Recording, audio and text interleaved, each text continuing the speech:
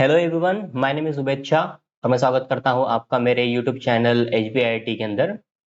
इस वीडियो में हम डेटा टाइप्स इन पाइथन को स्टडी करेंगे। तो चलिए शुरू करते हैं। तो सबसे पहले मैं यहां पर एक नई नोटबुक बना लेता हूं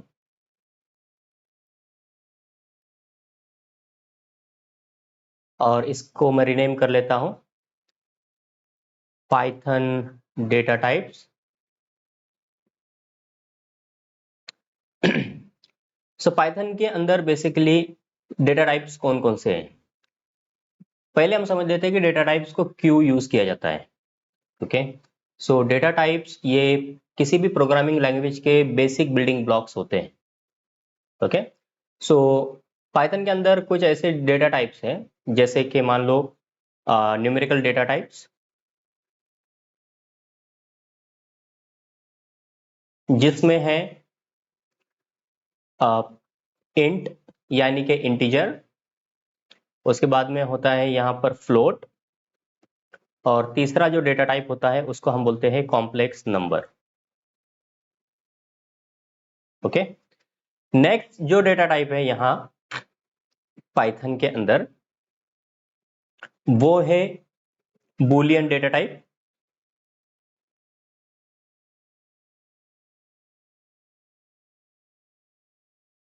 नेक्स्ट जो डेटा टाइप रहेगा उसको हम बोलेंगे सीक्वेंस डेटा टाइप्स, जिसमें हो गए list, tuple, non sequence data type,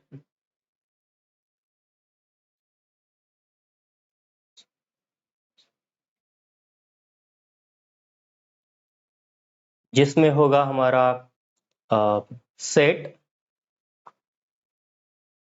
next होगा हमारा मैपिंग डेटा टाइप,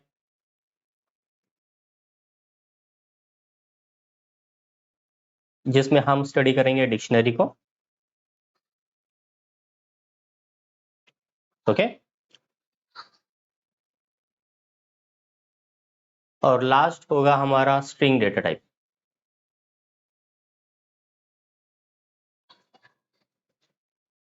सो इतने सारे यहाँ पर डेटा टाइप्स हैं। तो अगर हम यहाँ पर बात करते हैं न्यूमेरिकल डेटा टाइप्स की, तो न्यूमेरिकल डेटा टाइप के अंदर इंटीजर, फ्लोट और कॉम्प्लेक्स नंबर होता है। नेक्स्ट होता है बूलियन डेटा टाइप, जिसमें हम ट्रू और फॉल्स वैल्यू को देखते हैं। और तीसरा जो डेटा टाइप है सीक्वेंस डेटा टाइप, इसमें दो डेटा टाइप्स होते हैं, लिस्ट और tuple. Non sequence data type के अंदर हम सेट को स्टडी करते हैं। देन मैपिंग डेटा टाइप में हम डिक्शनरीज बनाते हैं। और जो टेक्सचुअल डेटा होता है उसके साथ में काम करने के लिए हम स्ट्रिंग डेटा टाइप को यूज करते हैं। ओके, तो ये बेसिक बिल्डिंग ब्लॉक्स होते हैं। अब इन्हीं को यूज करके कोई भी पाइथन के अंदर हम कोड को लिख सकते हैं, क्योंकि जो वेरिएबल्स हमने देखे हैं पिछले वीडियो के अंदर वो सारे के सारे कुछ ना कुछ इन्हीं डेटा टाइप से क्या होते हैं, मैप होते हैं।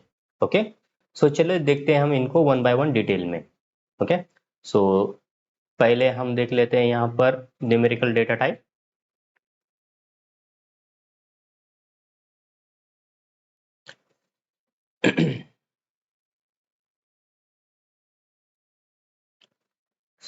तो पहला जो डेटा टाइप है हमारा वो है इंटीजर।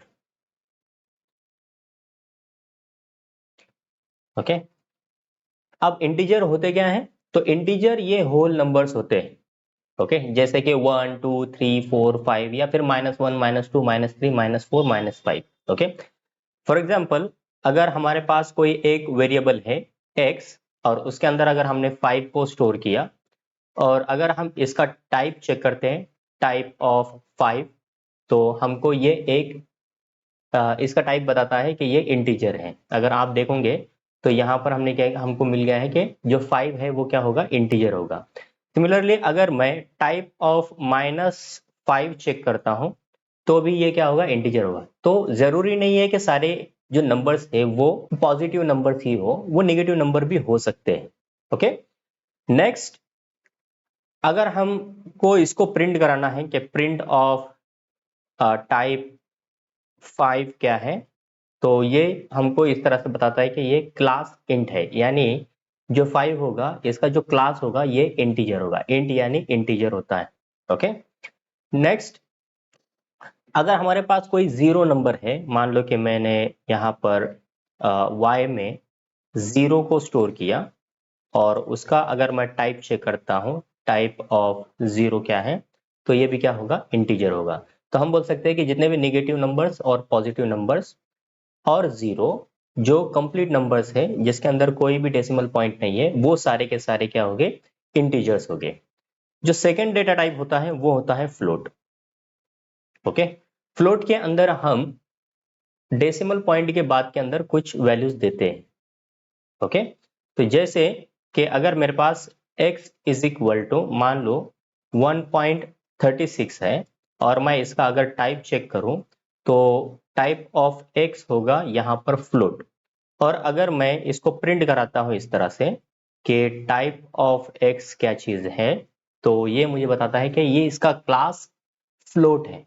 ओके, तो जितने भी नंबर्स होते हैं जिनके अंदर डेसिमल पॉइंट होता है और उसके बाद में कोई वैल्यूज होती है, यानी हम बोल सकते हैं कि फ्रैक्शनल नंबर्स होते हैं ये, और फ्रैक्शनल नंबर्स को हम पाइथन के अंदर फ्लोट बोलते हैं। ओके, नेक्स्ट जो डेटा टाइप होता है उस डेटा टाइप को हम बोलते हैं कॉम्प्लेक्स नंबर।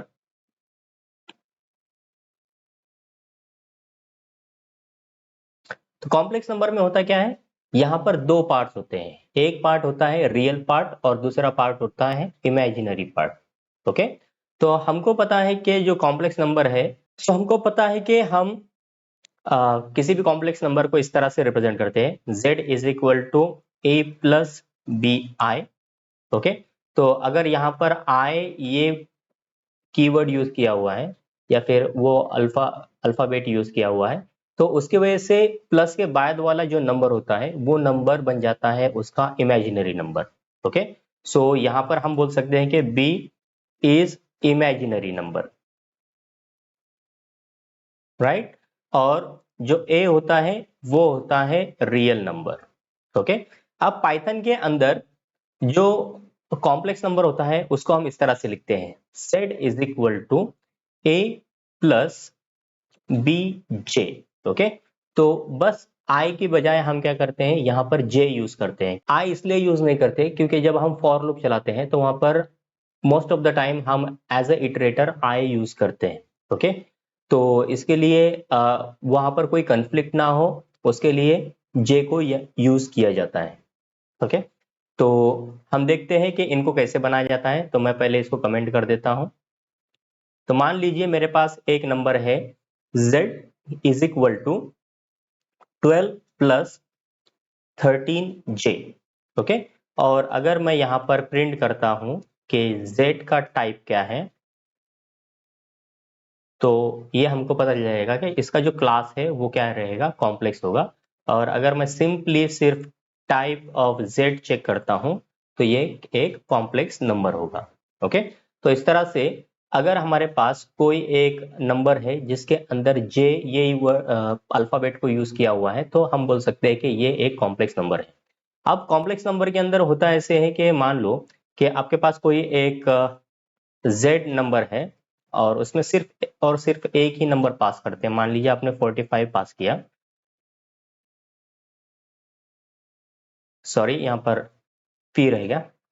ओके, सो अगर मैं यहाँ पर टाइप ऑफ z चेक करता हूँ, टाइप ऑफ z क्या है, तो देखिए ये एक कॉम्प्लेक्स है, और अगर मैं z को प्रिंट कराता हूँ तो ये क्या होगा, 45 प्लस 0j। ओके, क्योंकि मैंने यहाँ पर क्या किया था, सिर्फ और सिर्फ एक रियल नंबर पास किया था 45, तो जो इमेजिनरी नंबर है वो इमेजिनरी नंबर यहाँ पर 0 होगा। मान लीजिए अगर मैं एक नया नंबर बना रहा है, न्यू नंबर n, और उसके अंदर मैं अगर दो नंबर्स को पास करता हूँ कॉम्प्लेक्स, और 36,12। ओके, और अगर मैं यहाँ पर नंबर को चेक करूंगा तो जो सेकंड आर्गुमेंट है यहाँ पर 12, ये इमेजिनरी पार्ट होता है। ओके, और अगर मुझे देखना है कि n डॉट रियल क्या है, तो n डॉट रियल होगा 36 एंड n डॉट इमेजिनरी जो नंबर होगा वो होगा 12। ओके, सो इस तरह से हम किसी भी कॉम्प्लेक्स नंबर के रियल पार्ट को और इमेजिनरी पार्ट को एक्सट्रैक्ट कर सकते हैं। अब ये तो बात हुई हमने के देखा कि हम जो नंबर्स है उन नंबर्स को कैसे बना रहे हैं। ओके, अब पाइथन के अंदर ये पॉसिबल है कि आप एक डेटा टाइप से दूसरे डेटा टाइप के अंदर स्विच कर सकते हैं। जैसे फॉर एग्जांपल अगर हमारे पास कोई इंटीजर डेटा टाइप है तो इस इंटीजर डेटा टाइप को हम कॉम्प्लेक्स नंबर बना सकते हैं या फिर उसी नंबर को हम फ्लोट नंबर बना सकते हैं। चलिए देखते हैं उसको कैसे करते हैं। मान लीजिए कि मेरे पास कोई एक नंबर है ए और उसके अंदर अगर मैंने 12 स्टोर किया, अगर मैं इसका टाइप चेक कर लेता हूं कि टाइप ऑफ ए क्या है तो वो इंटीजर होगा। अगर मुझे ए को फ्लोट बनाना है तो मैं सिंपली क्या करूंगा, इसको लिखूंगा फ्लोट और फ्लोट बनाकर ए। तो देखिए ये क्या हुआ, 12 ये नंबर आ गया। प्रीवियसली ए जो था वो ए था 12 और जब मैं इसको फ्लोट में कन्वर्ट करता हूं तो ये 12.0 होता है। यानी ये एक फ्रैक्शनल नंबर होता है जिसके अंदर डेसिमल के बाद में 0 ये ऐड हो जाता है। ओके, अब अगर मुझे इसको ओवरराइट करना है ए को तो मैं क्या करूंगा, ए इज इक्वल टू फ्लोट और उसमें ए पास कर दूंगा। अब मैं ए चेक करता हूं तो ए मेरे पास आ गया 12.0।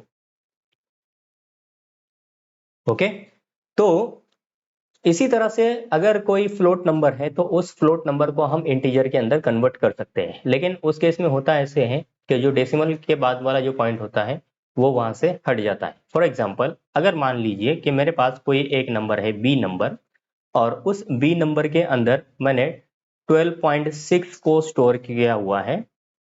ओके, और अगर मैं एक सी नंबर बनाता हूं और उसमें इंट बी को स्टोर करता हूं और अगर मैं यहां पर सी को प्रिंट कराऊं तो ये नंबर होगा 12।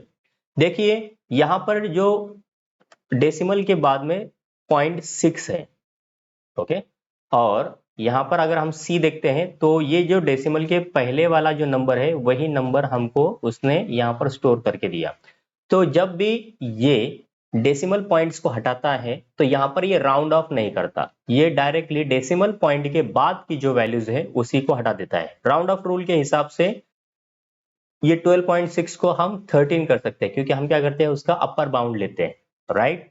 लेकिन यहां पर जब हम उसका टाइप कास्ट करते हैं यानी उसको फ्लोट से इंटीजर में जब कन्वर्ट करते हैं तो उस केस के अंदर वो राउंड ऑफ नहीं करता, उसको डायरेक्टली हटा देता है और उसका जो लोअर बाउंड होता है उसको यूज उसी वैल्यू को वहां पर स्टोर करता है। ओके, सिमिलरली मान लीजिए कि अब ये जो सी है इस सी को मुझे कॉम्प्लेक्स नंबर में कन्वर्ट करना है तो मैं सिंपली यहां पर कॉम्प्लेक्स लिखूंगा और कॉम्प्लेक्स लिखने के बाद में यहां पर मान लीजिए मैंने सी को उसमें इनपुट किया तो देखिए ये हो गया 12.0 J।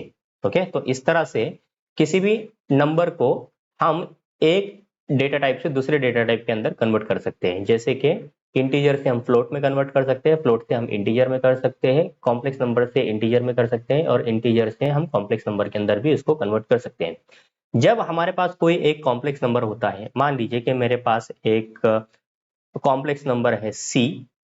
अब मैं सी की वैल्यू को ओवरराइट कर रहा हूं और उसके अंदर स्टोर कर रहा हूं 12 प्लस 36J। ओके, तो इसके अंदर 12 ये रियल पार्ट होगा और 36J ये इमेजिनरी पार्ट होगा। अब मैं जब इसका डेटा टाइप चेंज करता हूं इंटीजर के अंदर तो देखिए ये क्या बता रहा है, int argument must be a string, a byte like object और a real number not a complex. Okay, उसके बाद में अगर मान लो कि मैं इसको फ्लोट में कन्वर्ट करना चाहूं तो यहां पर भी बोलता है कि float argument must be string और real number not a complex number. Okay, तो कॉम्प्लेक्स नंबर को हम डायरेक्टली किसी फ्लोट या फिर इंटीजर के अंदर कन्वर्ट नहीं कर सकते। तो अगर आपको सिर्फ और सिर्फ उसका अगर रियल पार्ट चाहिए तो उस केस के अंदर आपको क्या करना होगा, सिंपली फ्लोट लिखना होगा, देन सी डॉट रियल पास करना होगा। तो उस केस के अंदर वो क्या करेगा, यहाँ पर हमको रियल नंबर दे देगा। ओके, अब अगर मुझे ये इंटीजर नंबर चाहिए तो हम सिंपली क्या करेंगे, int then c dot real pass करेंगे और ये एक इंटीजर होगा। तो इस तरह से जो भी हमारे पास रियल पार्ट होता है वही रियल पार्ट को हम एक्सट्रैक्ट करके सॉरी जो रियल पार्ट होता है उसको हमने अभी एक्सट्रैक्ट किया और उसको इंटीजर में कन्वर्ट कर दिया। देखते हैं हम इमेजिनरी पार्ट को कन्वर्ट कर सकते हैं क्या, तो देख लेते हैं। फ्लोट सी डॉट इमेज, तो देखिए हमने क्या किया, इमेजिनरी पार्ट को भी एक्सट्रैक्ट कर लिया। सिमिलरली अगर मुझे को इसको इंटीजर में कन्वर्ट करना है तो सी डॉट इमेज, तो यहाँ पर हमने क्या कर दिया, उसको उसका जो इमेजिनरी पार्ट है उसको भी एक्सट्रैक्ट करके उसको इंटीजर के अंदर कन्वर्ट कर दिए। ओके, सो आई होप आपको ये समझ में आया होगा। अब हम देखते हैं नेक्स्ट डेटा टाइप, जो कि है हमारा बूलियन डेटा टाइप। ओके, तो कॉपी कर लेता हूं और यहाँ पर हम उसको पेस्ट कर देते हैं। तो जो बूलियन डेटा टाइप होता है इसकी दो वैल्यूज होती है, एक वैल्यू होती है ट्रू और दूसरी वैल्यू होती है फॉल्स। जो ट्रू होता है उसके अंदर टी कैपिटल होता है और जो फॉल्स होता है उसके अंदर एफ कैपिटल होता है। ओके, फॉर एग्जाम्पल अगर मैं a is equal to true store करता हूं, ओके, और इसका टाइप अगर मैं चेक करता हूं तो type of A is Boolean, तो BOOL bull, it is short for Boolean. Okay, similarly if I store b is equal to false, okay, and if I check type of b, तो यहां पर भी क्या होगा कि इसका जो डेटा टाइप है वो होगा बूलियन। ओके, सो जो ट्रू वैल्यू होती है और जो फॉल्स वैल्यू होती है वो वैल्यूज होती है बूलियन। ओके, सिमिलरली अगर हम कोई नंबर को बूलियन में कन्वर्ट करना चाहें तो देखते हैं क्या होता है। तो अगर हमारे पास कोई इंटीजर नंबर है 1 और उसको अगर हम बूलियन में कन्वर्ट करना चाहें तो देखिए क्या होता है, बूल 1, तो यहाँ पर इसको हम कन्वर्ट कर दिए ट्रू में। और अगर मुझे इसको स्टोर करना है, मान लीजिए मैं टी में इसको स्टोर करता हूँ और टी को अगर मैं चेक करता हूँ कि टी क्या है तो टी होगा ट्रू। ओके, सिमिलरली अगर मैं जेड में बुल 0 को स्टोर करता हूँ और जेड को चेक करता हूँ तो ये होगा फॉल्स। यानी अगर 1 वैल्यू का हमने यहाँ पर स्टोर किए तो वो वैल्यू कैसी होगी, ट्रू होगी, और 0 वैल्यू को अगर उसको कन्वर्ट किए हमने बूलियन के अंदर तो वो होगी फॉल्स। ओके, अब इसके अलावा जितनी भी नंबर्स हो गए उन सारे नंबर्स को अगर हम बूलियन में कन्वर्ट करते हो तो सारे की वैल्यू ट्रू होगी, चाहे वो नेगेटिव नंबर हो, पॉजिटिव नंबर हो, वो कोई फ्लोट नंबर हो, सारे के सारे नंबर्स की वैल्यू ट्रू होगी।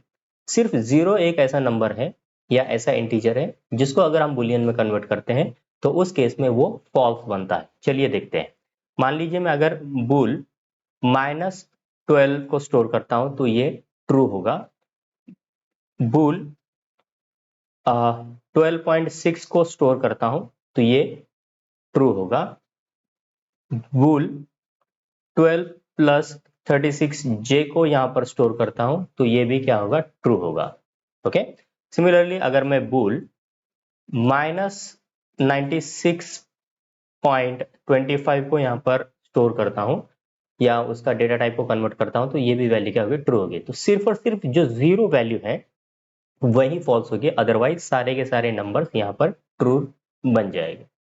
ओके, तो इस तरह से हम किसी भी इंटीजर को बूलियन डेटा टाइप के अंदर कन्वर्ट कर सकते हैं। अब अभी हमने तो अभी तक लिस्ट और दूसरे डेटा टाइप्स पढ़े नहीं है, लेकिन फिर भी मैं बता देता हूं कि जो भी एम्प्टी डेटा टाइप्स होते हैं जिनके अंदर कोई भी वैल्यू नहीं होती वो सारे के सारे वैल्यूज फॉल्स होती है। ओके, और जहां कहीं पे भी वैल्यूज रहेगी वो सारी की सारी वैल्यूज ये ट्रू रहेगी। फॉर एग्जाम्पल अगर हम यहाँ देखें कि x इज इक्वल टू एक एम्प्टी लिस्ट और मैं अगर इसको बूलियन में कन्वर्ट करता हूं, boolean of x, so this will be false value. Okay, similarly अगर मैं यहाँ पर z इज इक्वल टू एक ट्यूपल बनाता हूं और उसका बुलियन में अगर उसको मैं कन्वर्ट करता हूं, बुलियन ऑफ z, तो ये एक फॉल्स वैल्यू होगी। सिमिलरली अगर मैं कोई एक एम्प्टी स्ट्रिंग बनाता हूं, स्ट्रिंग s, जिसके अंदर कोई भी वैल्यू नहीं है, and if I convert that into Boolean it will be false. Similarly अगर मेरे पास कोई नन वैल्यूज है, फॉर एग्जाम्पल के n इज इक्वल टू अगर मैं नन स्टोर करता हूं और उसको भी अगर मैं बुलियन में कन्वर्ट करता हूं तो ये भी फॉल्स होगी। ओके, सिमिलरली अगर मेरे पास कोई एक एम्प्टी सेट है फॉर एग्जाम्पल कि s इज इक्वल टू, या फिर मैं उसको कोई और नाम दे देता हूं कि f इज इक्वल टू, और एक सेट बना दिया मैंने, करली ब्रैकेट के अंदर हम सेट को स्टोर करते हैं या कोई एक डिक्शनरी को स्टोर करते हैं। और अगर मैं उसको बुलियन के अंदर कन्वर्ट करना चाहूँ कि बुलियन ऑफ f क्या होगा, तो ये भी फॉल्स होगा। तो जितने भी एम्प्टी डेटा टाइप्स रहेंगे वो सारे के सारे एम्प्टी डेटा टाइप्स जब हम उसको बुलियन में कन्वर्ट करते हैं तो वो फॉल्स होते हैं। और जहां कहीं पे भी उनके अंदर कोई वैल्यूज आ जाती है तो उस केस के अंदर वो ट्रू हो जाते हैं।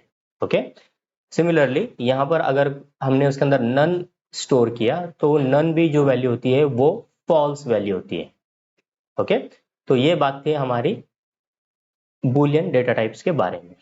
अब हम देख लेते हैं थर्ड डेटा टाइप, जो कि है सीक्वेंस टाइप्स, तो जिसमें हम लिस्ट और ट्यूपल को स्टडी करेंगे।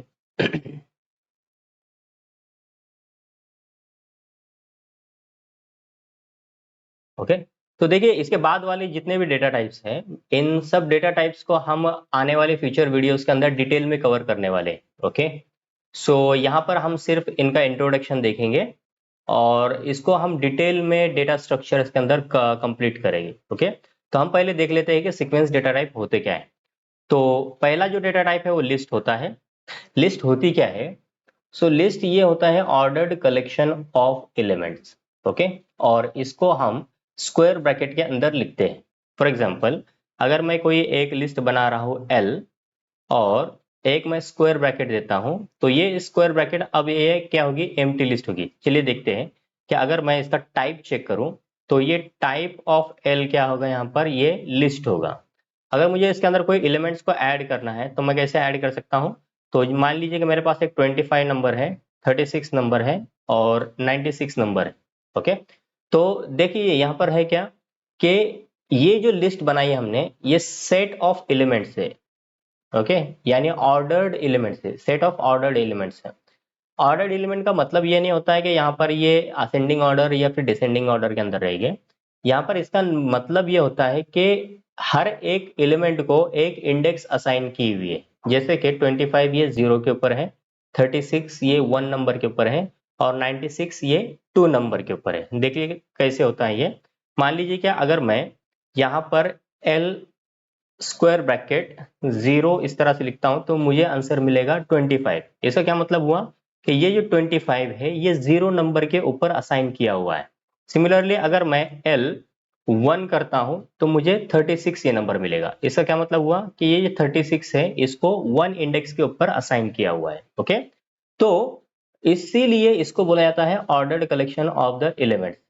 ठीक है, तो इसके बारे में हम बाद में और डिटेल में डिस्कस करने वाले हैं। यहाँ पर सिर्फ मैं आपको इसका इंट्रोडक्शन बता रहा हूँ कि कोई भी जो लिस्ट होती है, इस लिस्ट के अंदर हम क्या करते हैं, जो भी नंबर्स होते हैं या फिर जो स्ट्रिंग होती है, मान लीजिए कि अगर मुझे 3 स्ट्रिंग्स का कलेक्शन बनाना है तो L इज इक्वल टू, अगर मैं A comma B comma D इसका भी एक कलेक्शन बनाता हूं और मैं यहाँ पर चेक करता हूं कि L के 2 नंबर के ऊपर क्या है। ओके, तो ये D होगा। ओके, तो इस तरह से हम किसी भी इंटीजर्स का, फ्लोट नंबर्स का या फिर स्ट्रिंग का या फिर इन सब मिक्सचर ऑफ एलिमेंट्स है, जैसे कि कोई लिस्ट हो सकती है जिसके अंदर हम एक स्ट्रिंग भी ले सकते हैं। मान लीजिए मैंने यहाँ पर लिखा उबैद, देन उस बंदे की जो एज है, एज भी हम यहाँ पर लिख सकते हैं। मान लीजिए हमने यहाँ पर लिख दिया 25 और उसका जीपीए यानी उसका जो स्कोर होगा वो स्कोर भी लिख सकते हैं 4.2, और वो एलिजिबल है या नहीं वो भी यहाँ पर क्या सकते हैं, हम लिख सकते हैं। ओके, तो यहाँ पर हमने क्या किया, एक लिस्ट बनाई जिसके अंदर उबैद भी है, 25 भी है, 4.2 है और ट्रू है। तो ये पहला जो डेटा टाइप होगा स्ट्रिंग डेटा टाइप। दूसरा जो है ये 25 इंटीजर डेटा टाइप, 4.2 ये फ्लोट डेटा टाइप और ट्रू ये क्या है, बुलियन डेटा टाइप। तो अलग अलग डेटा टाइप्स की भी क्या कर सकते हैं, हम लिस्ट बना सकते हैं। ओके, नेक्स्ट जो डेटा टाइप है वो है ट्यूपल।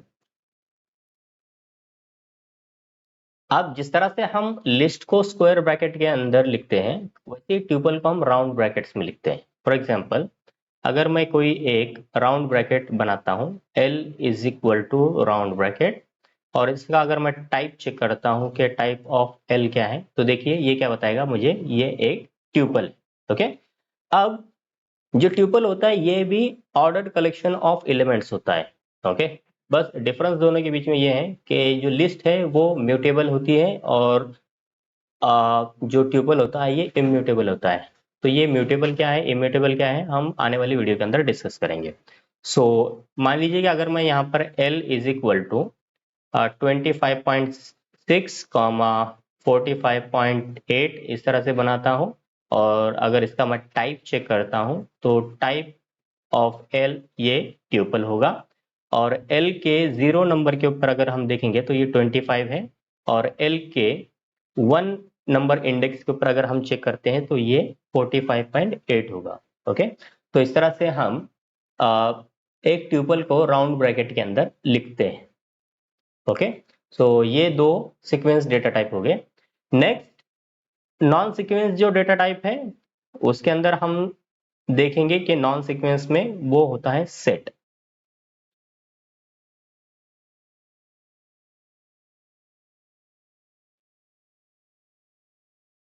ठीक है, नॉन सीक्वेंस डेटा टाइप ये होता है सेट। तो सेट को हम करली ब्रैकेट में लिखते हैं, जैसे हम लिस्ट को स्क्वायर ब्रैकेट, ट्यूपल को राउंड ब्रैकेट में लिखते हैं, उसी तरह से सेट को हम क्या करते हैं, करली ब्रैकेट में लिखते हैं। ओके, एक सेट बना लेते हैं, S इज इक्वल टू, एक रहेगा 1,2। ओके, और इसका अगर मैं टाइप चेक करता हूँ, टाइप ऑफ S क्या है, तो ये होगा सेट। ओके, लेकिन अगर मैं ब्लैंक सेट बनाना चाहूँ, मान लीजिए S इज इक्वल टू, अगर मैं ब्लैंक करली ब्रैकेट देता हूँ, अगर इसका मैं टाइप चेक करता हूँ अब, तो ये सेट नहीं होगा। ओके, ये डिक्शनरी होगा, क्योंकि हम डिक्शनरी को भी और सेट को भी करली ब्रैकेट के अंदर लिखते हैं। तो ब्लैंक सेट कैसे बनाएंगे, तो हम यहाँ पर लिखेंगे S is equal to set keyword और दैट्स इट। तो अगर मैं अब टाइप ऑफ S चेक करता हूं तो ये एक सेट होगा। ओके, तो इस तरह से हम ब्लैंक सेट बना सकते हैं। अब ये जो सेट होता है ना, ये अनऑर्डर्ड कलेक्शन ऑफ एलिमेंट्स होता है, यानी कि हम अगर कोई सेट बना रहे हैं, S इज इक्वल टू, मान लीजिए मैंने यहाँ पर 45 कॉमा 85 कॉमा 25 इस तरह से 3 नंबर इसके अंदर स्टोर कर लिए, और मैं अगर S को चेक करता हूं तो यहाँ पर देखिए इनका सीक्वेंस अब बदल गया, ये हो गया 25, 45 और 85। जब पहले मैंने इसको बनाया था तो 45 ये पहले था, 85 बाद में था, और 25 उसके बाद में था, लास्ट में था, राइट। लेकिन जब मैं उसको चेक कर रहा हूं तो ये कैसा है, S is equal to 25, 45 and 85, तो इनका ऑर्डर चेंज हो गया। ओके, अगर मैं S0 को ग्रैब करना चाहूं तो यहां पर ये बोलता है कि सेट इज नॉट सब्सक्रिप्टिबल। ओके, यानी कि हम उसके इंडेक्स नंबर से कोई भी एलिमेंट को कॉल नहीं कर सकते। ओके, तो इसके लिए इसको बोला जाता है unordered collection of the numbers. Okay, ये नॉन सीक्वेंस डेटा टाइप होता है। नेक्स्ट जो डेटा टाइप होगा वो हमारा मैपिंग डेटा टाइप है, और मैपिंग डेटा टाइप के अंदर हम स्टडी करेंगे डिक्शनरी को।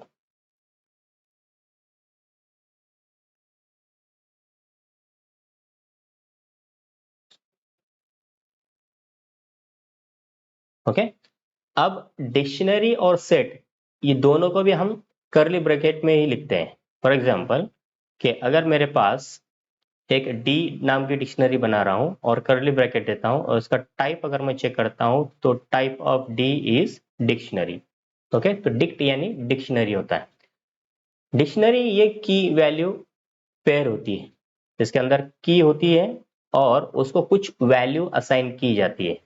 ओके, तो जैसे मान लो मेरे पास एक डिक्शनरी है डी, और उसके अंदर मैं एक की लिखता हूं नेम, और उसकी जो वैल्यू है वो दे देता हूं उबैद, और दूसरी एक की लिखता हूं एज, और उसकी जो वैल्यू होगी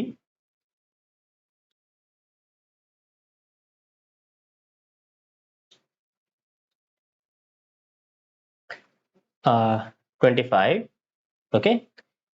और मैं डी को अगर चेक करूं तो ये नेम रहेगा उबैद और एज आएगा 25। तो यहाँ पर ये जो नेम है ये की है। नेम क्या है? की। तो अगर मैं डी डॉट कीज करता हूं तो देखिए कीज के अंदर क्या आ जाएगा? नेम और एज। तो ये आ जाएगा नेम और एज, ये की होगी। और अगर मैं डी डॉट वैल्यूज करता हूं तो वैल्यूज क्या रहेगी? उबैद और 25। तो कोलन के लेफ्ट हैंड साइड में की होगी और राइट हैंड साइड के अंदर होगी वैल्यू, ओके। सो ये एक मैपिंग डेटा टाइप है। इसका क्या मतलब हुआ कि हम किसी भी की को एक वैल्यू मैप करवा रहे हैं। जैसे उबैद, ये जो वैल्यू है किसको असाइन की गई? ये नेम में असाइन की गई। एज के अंदर कौन सी वैल्यू दी गई? 25 ये वैल्यू दी गई। मतलब कि हमने मैप किया वैल्यूज को किसके साथ में? कीज के साथ में। इसके लिए उसको मैपिंग डेटा टाइप बोल सकते हैं, ओके। एज सच ये जो नाम है ये दैट एज मतलब मैपिंग डेटा टाइप या फिर स्ट्रिंग सीक्वेंस डेटा टाइप, अगर आप इसको नहीं भी बोलते तो भी चलता है। अगर आपसे कोई इंटरव्यू में क्वेश्चन पूछता है कि tell me what are the different types of data types present in Python, so you can only answer like this: Python is having multiple data types such as integer, float, complex number, list, tuple, set, dictionary and string, okay. तो आप इसका answer इस तरह से दे सकते हैं। तो आपको ये बताने की भी जरूरत नहीं है कि this is a mapping data type और this is sequence data type, okay. क्योंकि ये data type direct as it is है, लेकिन उनको याद रखने के लिए, इनको समझने के लिए हम बोल सकते हैं कि मैपिंग जो डेटा टाइप है वो डिक्शनरी है। सीक्वेंस डेटा टाइप ये लिस्ट और ट्यूपल रहेगा, ओके।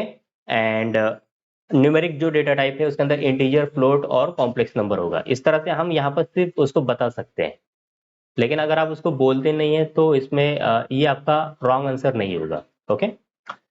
नेक्स्ट, यहाँ पर जो नेक्स्ट डेटा टाइप है वो है हमारे पास string data type, okay. So string data type को हम हमारे नेक्स्ट वीडियो में डिटेल में कवर करेंगे, ओके। सो इस वीडियो में बस इतना ही। अगर आपको मेरा ये वीडियो पसंद आया होगा तो प्लीज मेरे इस वीडियो को लाइक कीजिए, मेरे चैनल को सब्सक्राइब कीजिए, और अगर आपके कोई दोस्त लोग पाइथन सीखना चाहते हैं तो उनके साथ में आप मेरे इस वीडियो को शेयर कीजिए। तब तक के लिए हैप्पी लर्निंग, बाय।